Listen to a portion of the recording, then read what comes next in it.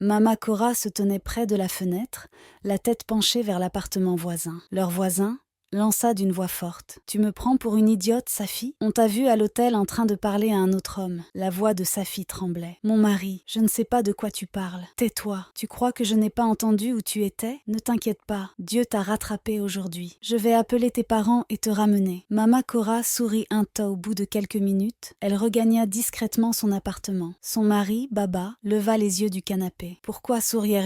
Elle colla son oreille contre la sienne, absorbant chaque mot. « Tu ainsi ?» demanda-t-elle. « Ah, mon mari, tu ne devineras jamais ce qui s'est passé. » Mama Cora laissa tomber son sac. « Mama Cora, qu'y a-t-il ? Hier, j'ai vu Safi, la femme de Malo, dans un hôtel. Elle était assise avec un homme, il riait et buvait. J'avais mal aux pieds, alors j'ai appelé Malo. Et je lui ai dit « Bonjour Malo, félicitations pour ta promotion. Ta femme est là pour fêter quelque chose. » Mais Malo a dit qu'il ne fêtait rien. J'étais donc surpris. Mais je lui ai dit que sa femme était ici, assise avec un autre homme dans un hôtel. Et j'ai raccroché. Du coup, Malo est en train de la gronder. Baba fronça les sourcils. « Tu as appelé son mari ? Pourquoi as-tu fait ça ? » Bien sûr que je devais le faire. C'est ce que fait un bon voisin. Si je me tais, son péché se multipliera et j'aurai du sang sur les mains. Il se frotta le front. « Mama Cora, cela ne te regarde pas. Et si cet homme était son associé, il aurait dû laisser son mari le découvrir par lui-même. » Elle secoua la tête. « Non, non, non, non, non. Ce n'est pas une conversation professionnelle. Voyez, à la façon dont il riait, vous auriez compris que quelque chose n'allait pas. Et savez-vous que lorsqu'elle me voyait, elle faisait semblant de ne pas me connaître ? Cela en dit long. » Baba se leva lentement. Il ne voulait pas se disputer à nouveau. Il entra dans la chambre. Mama Cora se détendit doucement. « Problème. Je ne fais qu'aider la prochaine génération. Comment peut-elle se dire chrétienne au sein de la communauté et fréquenter un autre homme ? Mon Dieu, merci, j'ai fait ma part. » Elle alluma la télévision,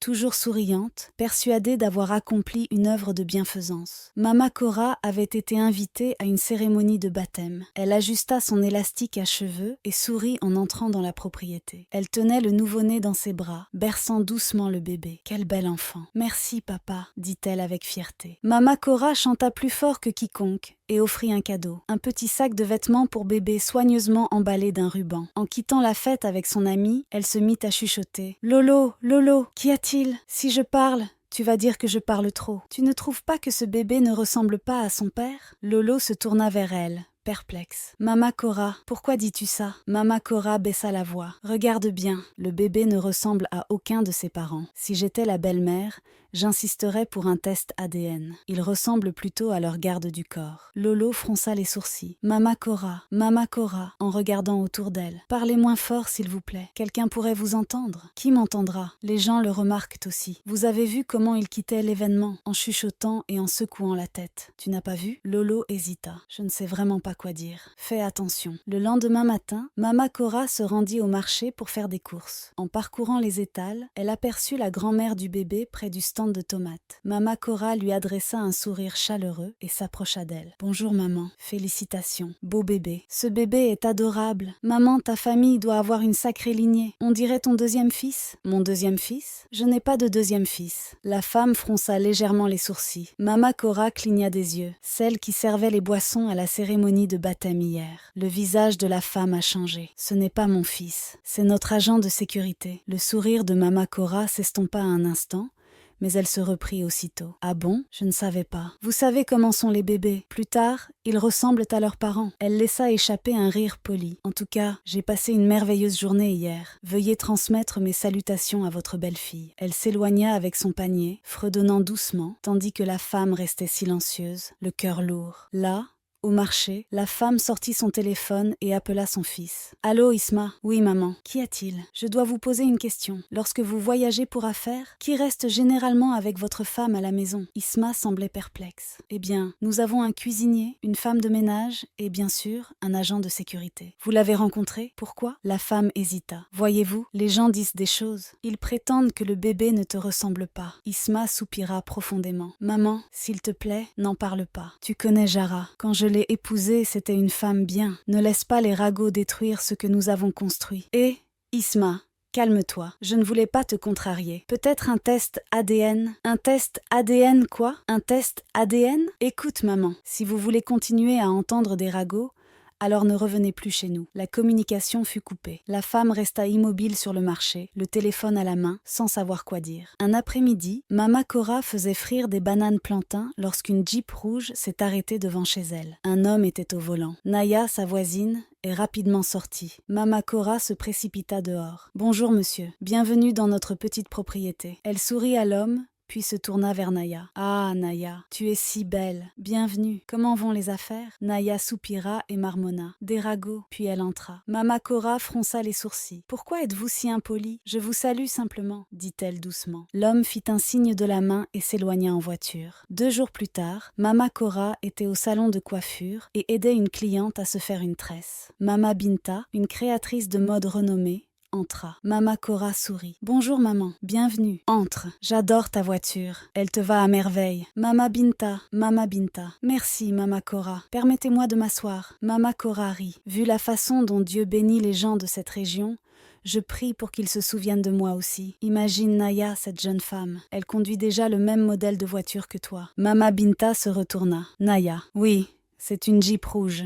Plaque d'immatriculation 40 et 442, monsieur. Elle a été renversée par un homme, chauve, un peu rondouillard, avec une moustache. Mama Binta s'est figée, mais elle esquissa un sourire. Mama Cora ajouta, c'est peut-être même son petit ami. Mais comme je l'ai dit, Dieu bénit tout le monde, parce qu'elle était si belle quand l'homme l'a déposée. Mon Dieu, merci. Je prie pour avoir la tienne, ta propre voiture rouge. Je puise dans ton miracle. Mama Binta resta silencieuse. Le lendemain matin, toute la rue était bruyante.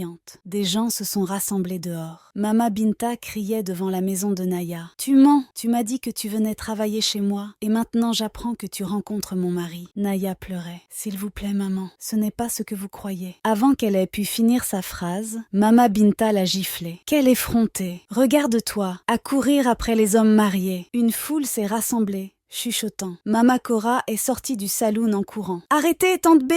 Arrêtez!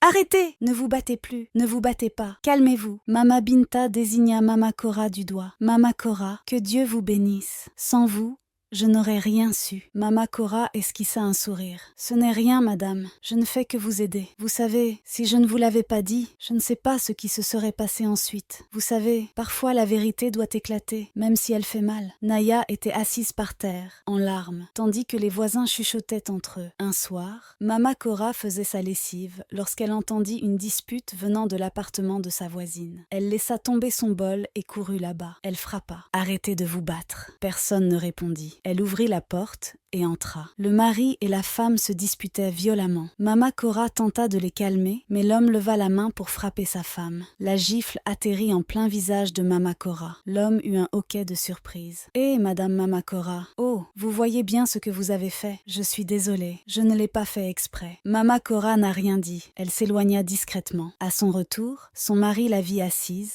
la lèvre enflée. « Mama Cora, que s'est-il passé ? Je suis intervenue pour séparer 2 personnes qui se battaient. Il pensait à sa femme et m'a frappé. » Il a soupiré. « Mama Cora, c'est pour ça que je te dis de te mêler de tes affaires. Alors je devrais regarder des gens se battre à mort ? Et si quelque chose de grave s'était produit, ne nous aurait-on pas reproché de nous taire ? » Il prit une serviette, la trempa dans de l'eau chaude et la lui pressa doucement sur le visage. Mama Cora grimaça mais murmura. « J'essayais juste d'aider. J'essayais juste d'aider. » Et s'ils s'étaient entretués, la police serait venue nous arrêter. Et elle aurait du sang sur les mains. Je vous en prie, je ne fais que rendre service. La réunion d'août a eu lieu ici. Les femmes étaient réunies pour leur réunion habituelle. Des rires emplissaient l'air. La secrétaire annonça que quelqu'un avait un message important. Une jeune femme se leva. Elle s'appelait Mimi. « Bonjour mesdames. Je suis venue vous annoncer que je me marie bientôt. Ma mère m'a dit que je devais vous inviter officiellement puisqu'elle fait partie de votre groupe. » Les femmes ont applaudi et acclamé. Mama Cora se mit à chanter plus fort que quiconque. Quand le repas fut servi, elle emporta 2 assiettes, le sourire aux lèvres. Les semaines passèrent. On n'entendit plus parler du mariage. Un après-midi, Mama Cora croisa Mimi dans la rue. « Ah, Mimi, tu essaies de me cacher ? Comment vas-tu ? Ça fait longtemps. Bonjour, madame. »« Très bien. » Mama Cora sourit. « Je n'ai rien entendu concernant votre mariage. Que s'est-il passé ?